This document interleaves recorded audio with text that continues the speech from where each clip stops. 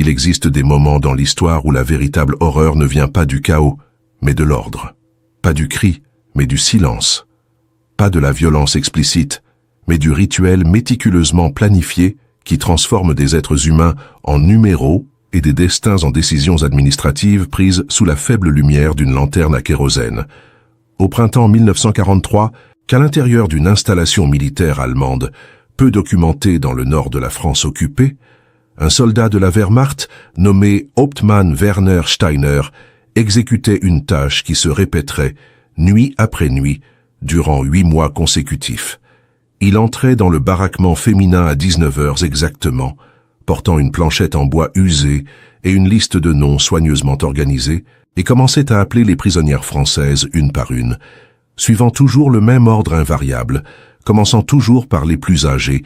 maintenant toujours une expression neutre qui ne révélait absolument rien sur ce qui se passerait durant les 15 minutes suivantes. Ce qui rend cette histoire particulièrement troublante n'est pas seulement le fait que cela se produisait quotidiennement, comme une procédure bureaucratique quelconque, mais plutôt la découverte faite des décennies plus tard, lorsque des historiens obtinrent finalement accès aux journaux intimes confisqués des prisonnières, après la libération du camp, en août 1944. Ces femmes savaient exactement ce que signifiait être appelées par Werner Steiner, savaient ce qui se passerait lorsque leur nom serait prononcé de cette voix calme et professionnelle, et pourtant ne pouvaient absolument rien faire pour l'éviter, parce que le système avait été conçu précisément pour cela, pour briser toute illusion de contrôle, pour transformer l'attente en une forme de torture psychologique qui commençait au moment où le soleil commençait à se coucher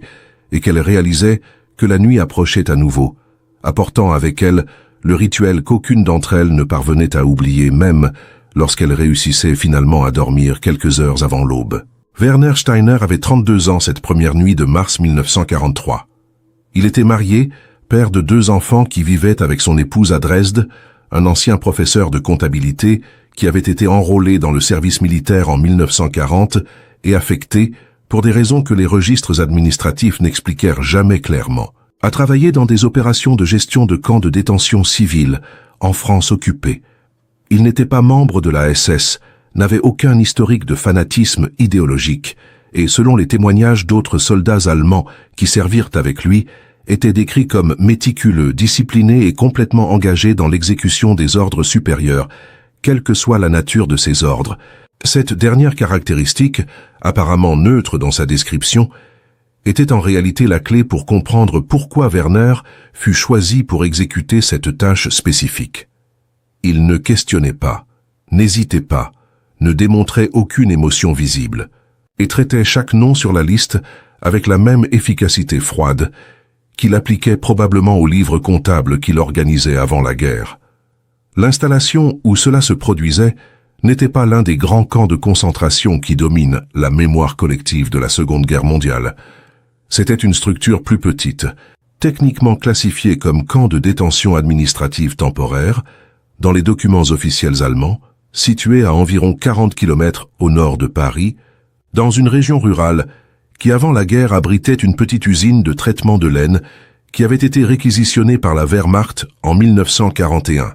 et convertie en centre de tri et d'interrogatoire pour les civils français soupçonnés d'activités contre l'occupation. L'endroit avait une capacité d'environ 200 personnes, réparties entre baraquements masculins et féminins, mais durant le printemps et l'été 1943, n'abrita jamais plus de 80 prisonniers simultanément, car la rotation était constante et délibérée. Les personnes étaient transférées, libérées ou envoyées vers d'autres destinations avec une fréquence qui empêchait la formation de liens profonds ou la planification de résistance collective organisée. Dans les journaux découverts après la guerre, l'une des prisonnières, Marguerite Lefebvre, une professeure de littérature de 43 ans capturée pour avoir distribué des tracts clandestins à Lyon, décrivit la première fois qu'elle vit Werner Steiner entrer dans le baraquement féminin. Il ne ressemblait pas à un monstre. C'est la partie la plus difficile à expliquer à ceux qui n'étaient pas là. Il avait le visage de n'importe quel homme ordinaire que vous pourriez rencontrer dans une boulangerie ou dans une gare, peut-être un peu fatigué, avec des rides autour des yeux qui suggéraient des nuits mal dormies, mais rien dans son apparence ne criait cruauté ou sadisme. Et c'est peut-être exactement cela qui rendait tout si terrifiant. Savoir que cet homme d'apparence parfaitement ordinaire était sur le point d'exécuter une procédure qui détruirait quelque chose de fondamental à l'intérieur de l'une de nous, et qu'il le ferait avec la même expression neutre de quelqu'un remplissant des formulaires dans un bureau. Durant ces premières semaines à l'intérieur de ce camp, tandis que la réalité de ce qui se passait n'était pas encore complètement cristallisée dans l'esprit des prisonnières, beaucoup d'entre elles s'accrochaient à l'espoir que cela serait temporaire, qu'elles seraient bientôt transférées, libérées, ou au moins déplacées vers une installation où les règles seraient plus claires et prévisibles. Mais alors arriva cette première nuit de mars, lorsque Werner Steiner entra dans le baraquement pour la première fois, portant sa planchette et sa lanterne, et tout changea de manière qu'aucune d'entre elles n'aurait pu anticiper, parce que ce qui était sur le point de commencer n'était pas une situation d'urgence ou un acte de violence explosive, mais plutôt le début d'un système soigneusement calibré de contrôle psychologique qui fonctionnerait à travers la répétition, la prévisibilité paradoxale et la transformation de l'horreur en routine administrative exécutée avec une précision bureaucratique implacable. En ce moment, tandis que vous écoutez cette histoire se dérouler, vous êtes peut-être chez vous, dans un café, quelque part dans le monde où la liberté est quelque chose que vous pouvez simplement présumer comme acquise. Si ce récit touche quelque chose en vous, s'il génère des questions sur le fonctionnement des systèmes de contrôle et pourquoi des personnes ordinaires exécutent des ordres extraordinairement cruels, laissez un commentaire en partageant d'où vous regardez et ce que vous pensez maintenant, parce que des histoires comme celle-ci ne survivent que lorsque nous décidons collectivement qu'elles importent suffisamment pour être rappelées, discutées et transmises à ceux qui viennent après nous. Werner s'arrêta au centre du baraquement cette première nuit, positionna la lanterne sur une table grossière en bois taché et commença à lire les noms à voix haute avec cette prononciation excessivement soignée qui caractériserait toutes les nuits suivantes. Mais ce n'étaient pas des noms dans l'ordre alphabétique, ni dans l'ordre d'arrivée au camp, ni basés sur la gravité des accusations qui avaient conduit chaque femme à cet endroit. Werner suivait une logique différente, une logique que les prisonnières mettraient quelques jours à déchiffrer complètement, mais qui deviendrait douloureusement claire lorsqu'elles comprendraient finalement le schéma. Il commençait toujours par les plus âgés et avançait progressivement vers les plus jeunes, comme si l'âge était le seul critère pertinent dans ce système de sélection qui se répéterait nuit après nuit avec la régularité d'une horloge administrative. Le premier nom que Werner Steiner prononça cette nuit de mars fut Marie-Thérèse Blanchard, une veuve de 57 ans, qui avait été capturée en cachant 2 pilotes britanniques dans sa ferme près d'Amiens. Marie-Thérèse était assise sur l'une des couchettes inférieures, cousant une déchirure dans sa blouse avec un fil improvisé fait de fibres tirées d'une vieille couverture, lorsqu'elle entendit son nom résonner à travers le silence soudain qui était descendu sur le baraquement au moment où Werner entra. Elle cessa de coudre. Ses mains, décrites dans les journaux d'autres prisonnières comme toujours fermes, toujours occupées par une tâche pratique, commencèrent à trembler d'une manière qu'elle ne parvenait pas à contrôler. Durant environ 5 secondes, qui semblèrent probablement beaucoup plus longues pour elle, Marie-Thérèse resta complètement immobile, comme si ne pas bouger pouvait d'une certaine façon la rendre invisible ou faire disparaître le nom de l'air. Mais Werner attendit simplement, avec cette patience bureaucratique infinie, sans répéter le nom, sans élever la voix, restant simplement là en silence, jusqu'à ce que la femme appelée accomplisse l'ordre implicite et se lève. Marie-Thérèse finit par se lever. Elle plia soigneusement la blouse qu'elle cousait, la posa sur la couchette, lissa son uniforme gris avec les paumes de ses mains dans un geste automatique de dignité, et commença à marcher vers Werner Steiner avec des pas mesurés qui semblaient exiger un effort conscient immense pour rester régulier. Les 26 autres femmes dans le baraquement observaient en silence absolu, et plusieurs d'entre elles rapporteraient plus tard dans leurs journaux que ce moment d'observer Marie-Thérèse marcher vers le soldat allemand qui attendait patiemment avec sa planchette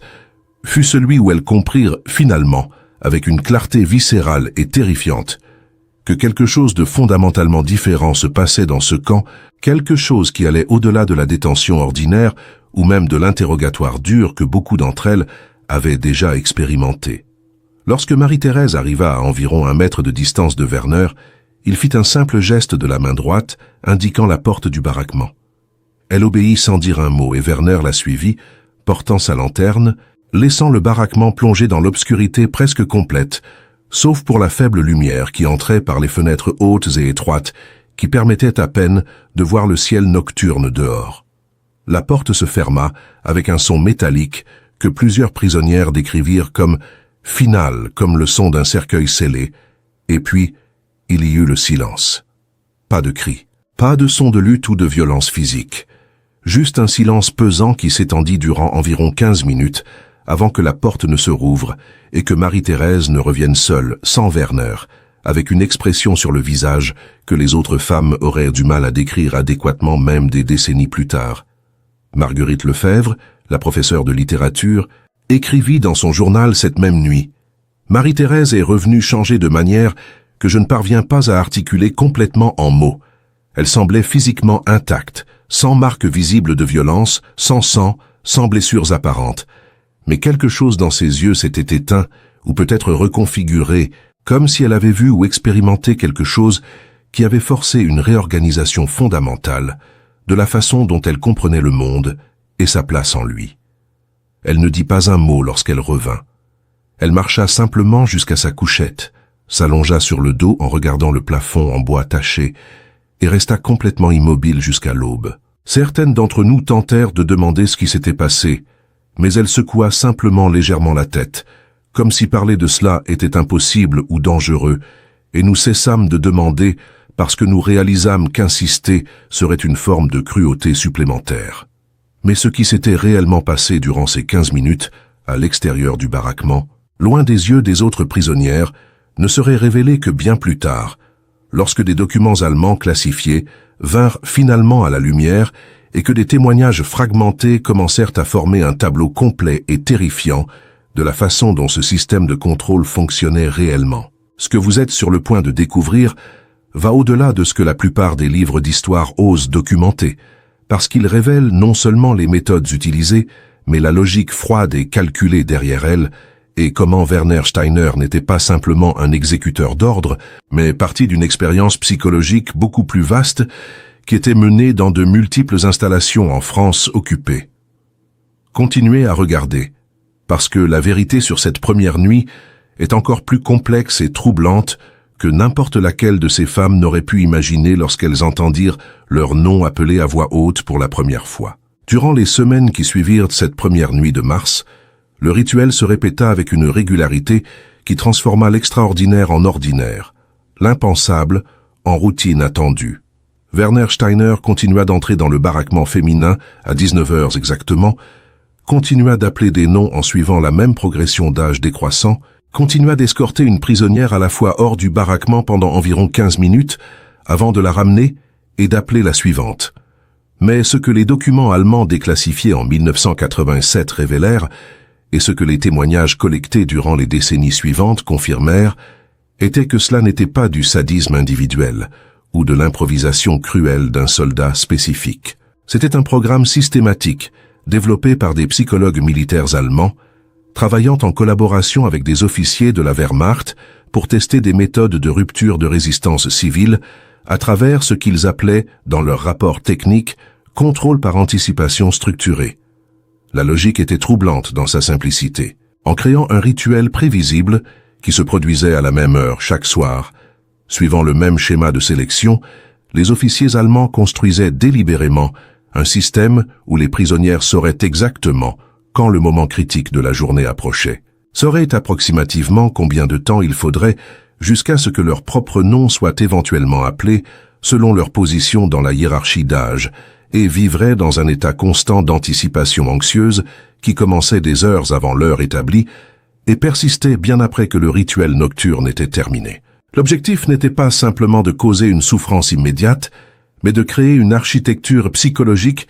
où la souffrance deviendrait autogénératrice, où les prisonnières elles-mêmes passeraient la majeure partie de leur temps mental et émotionnel à traiter ce qui s'était passé, ce qui se passait et ce qui arriverait inévitablement dans un futur proche. Werner Steiner était particulièrement adapté à ce rôle, précisément parce qu'il ne démontrait ni plaisir, ni répulsion visible dans l'accomplissement de ses fonctions.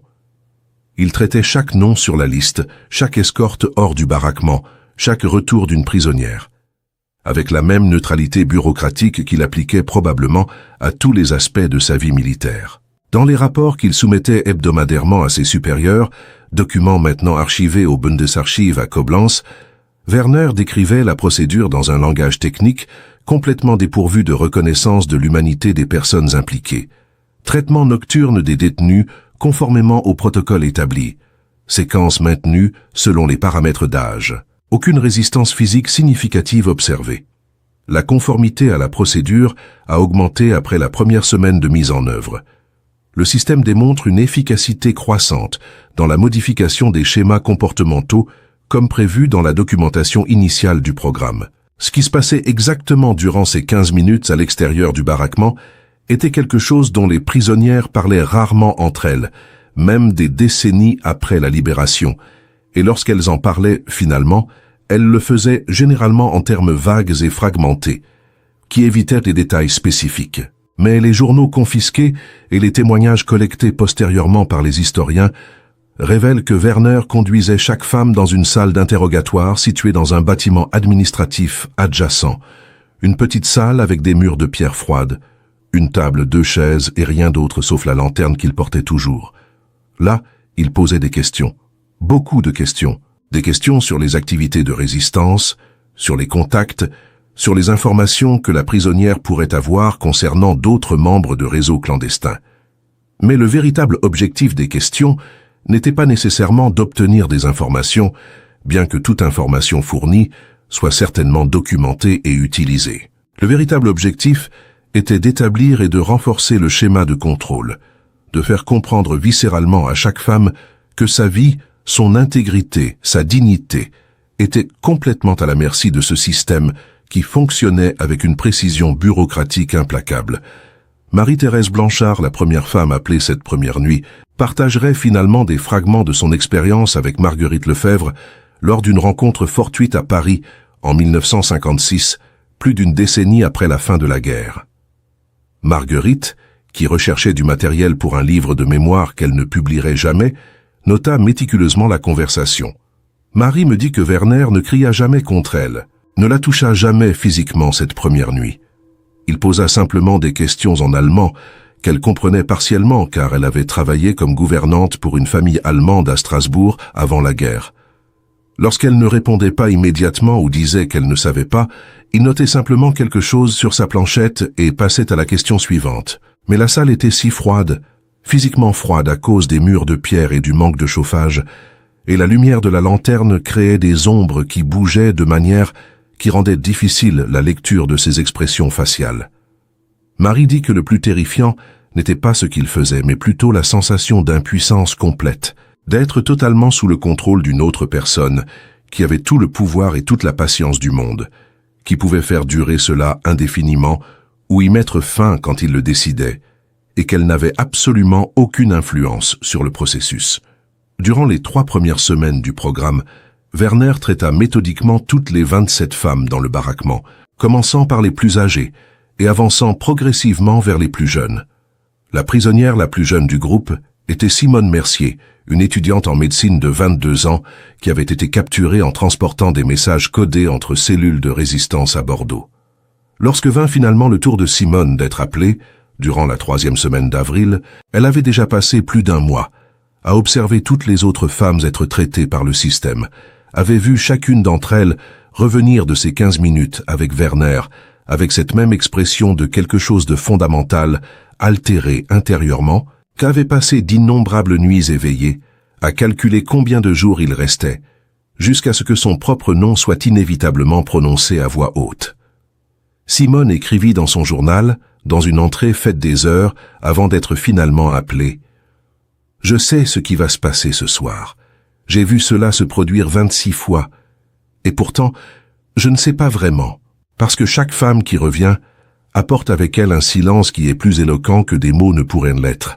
Un silence qui dit que quelque chose s'est passé là-dedans, qui ne peut être adéquatement traduit en langage.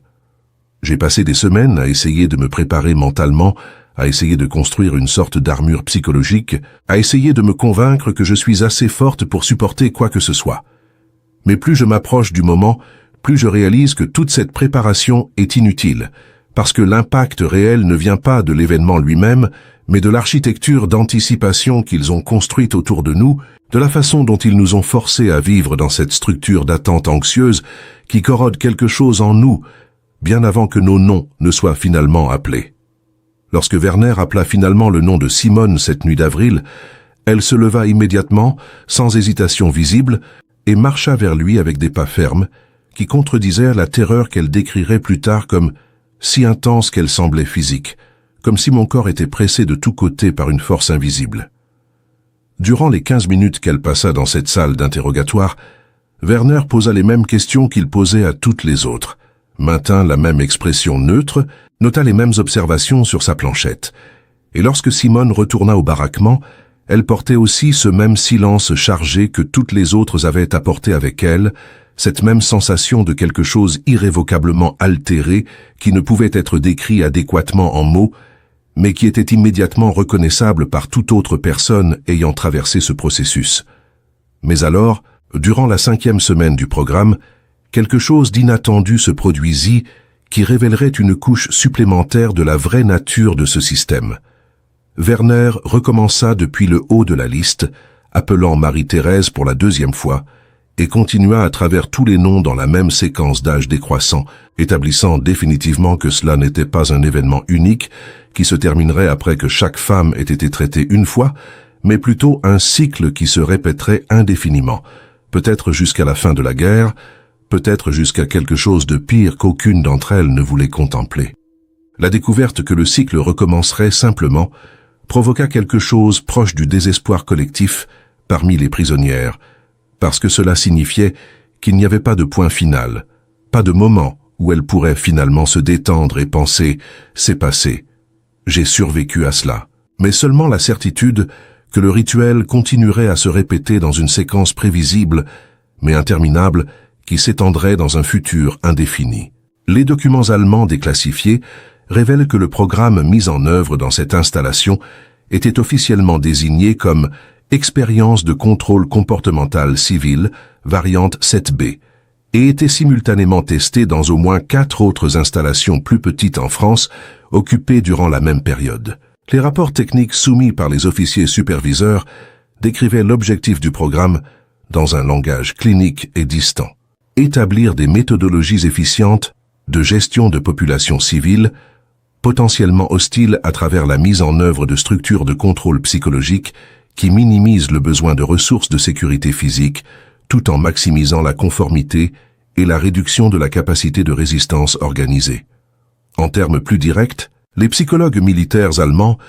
testaient s'il était possible de briser la résistance de groupes de civils à travers des méthodes purement psychologiques qui ne laisseraient pas de marques physiques évidentes, qui pourraient être niées ou minimisées si elles étaient éventuellement enquêtées, et qui seraient suffisamment efficientes en termes de ressources humaines et de temps pour être mises en œuvre à grande échelle si elles s'avéraient efficaces. Werner Steiner et les autres soldats exécutant des fonctions similaires dans d'autres installations étaient, en essence, des techniciens mettant en œuvre des protocoles expérimentaux développés par des spécialistes qui ne visitaient jamais les camps, qui ne voyaient jamais les visages des personnes traitées par leur système, qui analysait seulement des données agrégées et ajustait des paramètres basés sur des rapports d'efficacité.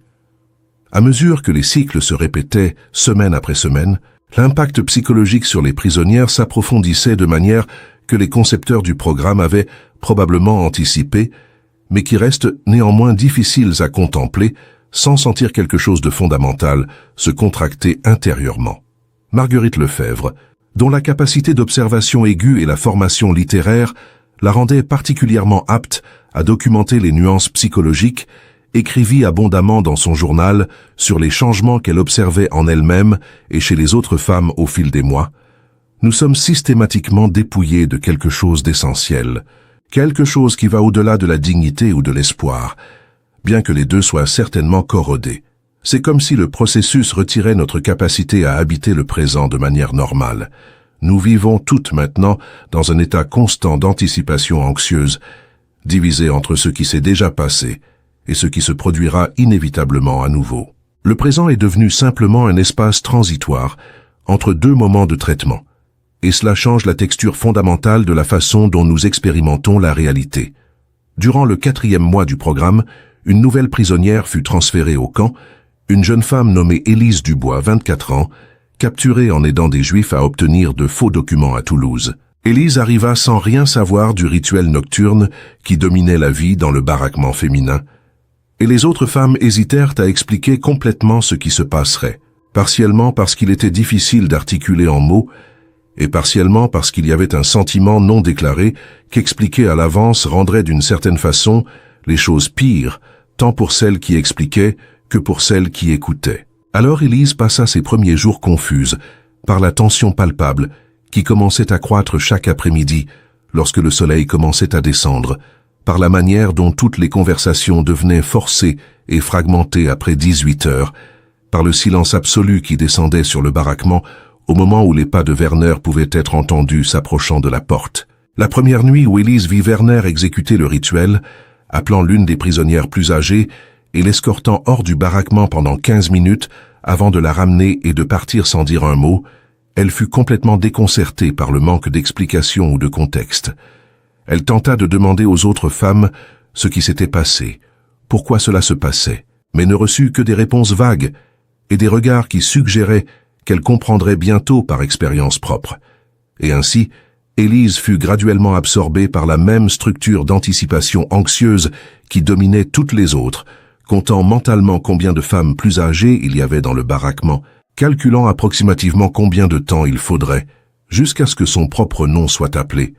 vivant avec cette certitude croissante que le rituel l'atteindrait éventuellement en suivant cette progression implacable d'âge décroissant. Werner Steiner, durant toute cette période, resta constamment le même dans sa présentation externe, ponctuelle, méthodique, expressivement neutre, exécutant chaque étape de la procédure avec la précision de quelqu'un suivant un manuel technique. Mais un détail révélé dans des témoignages postérieurs suggère que même Werner n'était pas complètement immunisé contre le poids de ce qu'il faisait. Plusieurs soldats allemands qui servirent dans la même installation durant cette période rapportèrent que Werner buvait seul dans son logement, presque chaque soir, après avoir complété ses fonctions, qu'il participait rarement aux conversations sociales avec d'autres soldats et qu'à au moins une occasion il fut entendu murmurant pour lui-même en allemand quelque chose qui fut traduit approximativement comme « ce sont juste des ordres, juste des ordres, juste des ordres », comme s'il essayait de se convaincre de quelque chose qui devenait progressivement plus difficile à croire. À mesure que l'été 1943 avançait, l'impact cumulatif du programme commença à manifester des symptômes physiques mesurables parmi les prisonnières. Perte de poids non attribuable à la pénurie de nourriture, problèmes de sommeil chronique, tremblements nerveux, épisodes de dissociation où les femmes semblaient être présentes physiquement mais absentes mentalement. Les rapports médicaux rudimentaires tenus par le camp documentèrent ces changements cliniquement, mais sans aucune indication que les officiers responsables considéraient cela comme problématique ou comme raison d'ajuster le programme. Au contraire, certains des rapports soumis aux superviseurs de l'expérience décrivaient ces manifestations comme indicateurs d'efficacité du protocole, preuve que le système produisait les effets psychologiques prévus de rupture de capacité de résistance organisée. En août 1943, 5 mois après le début du programme, l'une des prisonnières, une femme nommée Catherine Rousseau, 48 ans, tenta de se suicider en utilisant un couteau improvisé fait de métal plié qu'elle avait caché pendant des semaines. Elle survécut seulement parce qu'une autre prisonnière la découvrit à temps et alerta les gardiens. Catherine fut soignée, maintenue en isolement pendant 2 semaines pour récupération physique, puis retournée au baraquement féminin où le rituel continua exactement comme avant, avec Werner appelant son nom dans la séquence appropriée comme si rien d'extraordinaire ne s'était passé. Marguerite écrivit sur cet incident dans son journal avec une clarté dévastatrice. Catherine tenta d'échapper au système de la seule manière qui semblait possible, mais même cela fut absorbé par la machine et transformé en juste un événement de plus à traiter à travers les protocoles établis. Ils la sauvèrent non par compassion, mais parce que sa mort aurait représenté un échec dans l'expérience, une perte de données, une interruption de la séquence. Et en la sauvant et en la retournant au cycle, Ils rendirent absolument clair qu'il n'y a pas de sortie, pas de manière de contourner le système, seulement la réalité interminable d'être traité à travers lui de façon répétée, jusqu'à ce que quelque chose d'externe au camp termine finalement cela, ou que nous cessions simplement d'exister de manière qui importe. En août 1944, alors que les forces alliées avançaient à travers la France après les débarquements de Normandie, les installations militaires allemandes commencèrent à être rapidement évacuées ou abandonnées. Le camp où Werner Steiner avait exécuté son rituel nocturne pendant 17 mois fut libéré le 23 août 1944 par une unité de la résistance française qui arriva en s'attendant à trouver un camp de détention ordinaire, mais découvrit quelque chose qui les laissa profondément perturbés même après des années à témoigner des atrocités de guerre. Les prisonnières libérées, environ 42 femmes à ce moment incluant les survivantes originales du programme, plus d'autres transférées postérieurement, étaient physiquement intactes pour la plupart, mais psychologiquement dévastées de manière qui était immédiatement apparente, mais difficile à articuler précisément. Werner Steiner avait disparu 3 jours avant la libération, avec la plupart des autres soldats allemands, laissant derrière lui seulement des documents administratifs partiellement brûlés et les journaux confisqués des prisonnières qu'il n'avait apparemment pas considérés assez importants pour détruire. Ces journaux, finalement récupérés par des historiens dans les décennies suivantes, deviendraient la source primaire d'informations sur ce qui s'était réellement passé dans cet endroit durant ces 17 mois. Parce que les femmes elles-mêmes, lorsqu'elles furent finalement libérées, démontrèrent une profonde réticence à parler publiquement de leurs expériences de manière détaillée ou spécifique. Marguerite Lefebvre, qui survécut à la guerre et retourna dans sa ville natale de Lyon, vécut encore 52 ans après la libération, mais ne publia jamais le livre de mémoire qu'elle avait commencé à écrire. Elle se maria, eut 3 enfants, travailla comme bibliothécaire, et aux yeux de ses connaissances occasionnelles, vécut une vie parfaitement normale et non remarquable. Mais sa famille rapporta qu'elle avait des cauchemars récurrents jusqu'à un âge avancé, qu'elle évitait les situations où elle devrait être dans de petites pièces avec une seule porte, et que certaines nuits de printemps particulièrement similaires aux nuits de mars 1943, elle devenait agitée et anxieuse de manière qu'elle ne pouvait expliquer même à elle-même. Marie-Thérèse Blanchard, la première femme appelée cette première nuit, ne se rétablit jamais complètement en termes psychologiques. Elle passa 2 ans dans un sanatorium après la guerre en traitement pour ce que les médecins de l'époque appelaient épuisement nerveux sévère. Et lorsqu'elle sortit finalement, elle choisit de vivre isolée dans une petite maison à la campagne où elle avait un contact minimal avec d'autres personnes. Elle mourut en 1963, à 77 ans, laissant une lettre scellée qui ne fut ouverte par sa nièce qu'en 1989,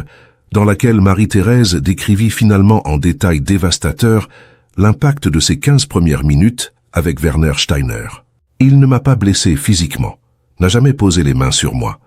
mais il m'a fait comprendre avec une clarté absolue que ma vie ne m'appartenait plus, que chaque moment de mon existence était quelque chose qui pouvait être manipulé, contrôlé, mesuré et documenté par quelqu'un qui avait tout le pouvoir et aucun besoin de justifier ses actions. Et une fois que vous comprenez cela viscéralement, une fois que cette compréhension s'installe dans vos os, quelque chose se brise qui ne peut jamais être complètement réparé. Werner Steiner fut finalement identifié et localisé en 1953, vivant sous son propre nom à Hambourg, travaillant comme comptable pour une entreprise d'importation. Il fut brièvement interrogé par des enquêteurs alliés, mais ne fut jamais formellement jugé, partiellement parce que les crimes qu'il avait commis ne s'inscrivaient pas parfaitement dans les catégories légales établies dans les tribunaux de l'après-guerre, partiellement parce que les victimes elles-mêmes démontrèrent une réticence extrême à témoigner publiquement de leurs expériences. Werner mourut en 1971, de cause naturelle, à 60 ans, sans jamais avoir parlé publiquement de son rôle dans cette expérience psychologique. Ses papiers personnels, examinés par des chercheurs après sa mort, incluaient seulement des documents ordinaires de sa vie d'après-guerre, sans référence à son service militaire au-delà de registres basiques de date et de localisation. Le silence qui entoura ce chapitre spécifique de l'histoire pendant tant de décennies est en lui-même révélateur de quelque chose d'important sur la nature du traumatisme psychologique et sur les limites de ce que les sociétés sont disposées à confronter lorsqu'elles examinent leurs propres histoires. Parce que tandis que les camps de concentration plus grands et plus notoires furent abondamment documentés, enquêtés et incorporés à la mémoire collective, ces expériences plus petites en méthode de contrôle psychologique restèrent largement cachées, partiellement parce que les victimes survivantes trouvaient presque impossible d'expliquer la nature de leur souffrance à des personnes qui n'avaient pas expérimenté quelque chose de similaire, et partiellement parce qu'il était plus facile pour tous les impliqués de simplement ne pas en parler et d'essayer d'avancer. Mais l'héritage de ces 17 mois ne disparut pas simplement parce qu'il fut réduit au silence. Il vécut dans les vies des femmes qui passèrent par ce système, dans les manières dont elles ne purent jamais complètement se détendre ou ressentir une sécurité véritable, dans les manières dont certaines situations ou sons ou odeurs pouvaient instantanément les transporter en arrière, dans ce baraquement, en attendant d'entendre des pas s'approchant de la porte à 19 heures exactement. Il vécut aussi, bien que de manière différente, en Werner Steiner qui porta avec lui le poids d'avoir exécuté ses ordres quotidiennement pendant plus d'1 an, qui apparemment ne parvint jamais à articuler à quiconque ce que cela avait exactement signifié, ou comment il avait réconcilié cela avec un quelconque sens de lui-même comme personne morale. Et peut-être plus important, l'héritage vécu dans la question persistante et inconfortable que cette histoire nous force à confronter. Jusqu'à quel point des systèmes bureaucratiques ordinaires peuvent être utilisés pour exécuter des cruautés extraordinaires, lorsque les personnes impliquées se convainquent qu'elles suivent simplement des procédures établies, accomplissent des ordres, exécutent des protocoles développés par des spécialistes qui présumément savent ce qu'ils font et ont des raisons valides pour leurs décisions. Werner n'était pas exceptionnel dans sa cruauté. Il était exceptionnel dans son caractère ordinaire, dans sa capacité à transformer l'horreur en routine administrative, et c'est précisément ce caractère ordinaire qui rend son histoire non pas un exemple extrême et négligeable de méchanceté humaine, mais plutôt un exemple troublant et pertinent de comment des personnes parfaitement ordinaires peuvent être intégrées dans des systèmes de contrôle et d'oppression sans jamais avoir à confronter la vraie nature de ce qu'elles font. Aujourd'hui, plus de 80 ans après cette première nuit de mars 1943, l'histoire de ce qui s'est passé dans ce camp reste connue seulement par des spécialistes dans des niches spécifiques d'histoire de la Seconde Guerre mondiale. Il n'y a pas de monument, pas de musée dédié, pas de reconnaissance publique significative des femmes qui survécurent à cette expérience, ou de celles qui ne survécurent pas avec leurs esprits intacts. Les installations physiques furent démolies il y a des décennies,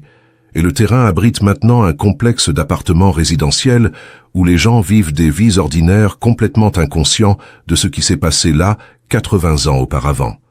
Mais les questions soulevées par cette histoire n'ont pas disparu avec le temps. Elles demeurent aussi pertinentes maintenant qu'elles l'étaient alors. Comment fonctionnent les systèmes de contrôle, non pas à travers la violence brute, mais à travers la manipulation psychologique soigneusement calibrée? Comment des personnes ordinaires deviennent-elles exécuteurs de cruautés extraordinaires lorsque ces cruautés sont emballées dans un langage bureaucratique et présentées comme des procédures administratives nécessaires? Comment les survivants de traumatismes psychologiques profonds vivent-ils avec les mémoires d'expériences qui sont presque impossibles à communiquer à ceux qui ne les ont pas partagées? Et peut-être plus important, combien d'autres expériences similaires se sont produites dans des endroits qui ne furent jamais documentés, impliquant des personnes dont les histoires ne seront jamais racontées, parce que les registres furent détruits ou parce que les victimes choisirent ou furent forcées au silence? Cette histoire n'offre pas de réponse confortable ou de résolution satisfaisante. Elle offre seulement la vérité inconfortable que durant ces 17 mois, en 1943 et 1944, dans une petite installation dans le nord de la France, un système fut mis en œuvre qui traita des êtres humains comme objet d'expérimentation psychologique, qui transforma le traumatisme en routine administrative et qui fut exécuté par des personnes qui se considéraient probablement simplement comme des soldats, faisant leur travail en suivant des ordres établis par des autorités supérieures. Et le fait que cela put se produire alors, que cela put être systématisé et exécuté avec efficacité bureaucratique, nous oblige à demander combien de systèmes similaires existent maintenant, opérant dans des contextes différents, utilisant un langage différent, mais fondamentalement mettant en œuvre les mêmes principes de contrôle, à travers la manipulation de l'anticipation, de l'incertitude et de l'impuissance. Vous qui avez écouté cette histoire jusqu'à la fin, vous qui portez maintenant cette connaissance de ce que Werner Steiner faisait chaque soir, à 19 h exactement durant 17 mois, que faites-vous avec cette information? Comment change-t-elle, si elle change, votre compréhension de comment fonctionnent les systèmes de contrôle? Et lorsque vous observez des structures d'autorité dans votre propre monde, dans votre propre temps, pouvez-vous reconnaître les échos de ces mêmes principes étant appliqués de manière plus subtile, plus socialement acceptable, mais potentiellement non moins efficace, pour briser la capacité des personnes à résister, à s'organiser, à maintenir leur autonomie psychologique fondamentale? Ce ne sont pas des questions rhétoriques, ce sont des questions véritables que cette histoire nous force à confronter si nous décidons de prendre au sérieux non seulement les faits historiques spécifiques, mais aussi leurs implications plus larges sur la nature du contrôle, de la conformité et de la résistance, dans des contextes où le pouvoir est exercé, non pas à travers la violence explicite, mais à travers la manipulation de structures psychologiques qui nous rendent complices involontaires de notre propre oppression. Si cette histoire vous a impacté, si elle a généré des réflexions qui méritent d'être partagées, laissez un commentaire ci-dessous en racontant ce que vous pensez maintenant. Des histoires comme celle-ci ne survivent que lorsque nous décidons collectivement qu'elles importent suffisamment pour être rappelées, discutées et transmises. Soutenez cette chaîne en vous abonnant et en activant les notifications pour plus de documentaires qui explorent des chapitres oubliés de l'histoire, révélant des vérités inconfortables sur la nature humaine et les systèmes que nous créons. Partagez cette vidéo avec quelqu'un qui a besoin d'entendre cette histoire. Et laissez un like si vous croyez que ces récits doivent continuer à être racontés, même lorsque, peut-être surtout lorsque, ils nous forcent à confronter des questions pour lesquelles nous n'avons pas de réponse facile.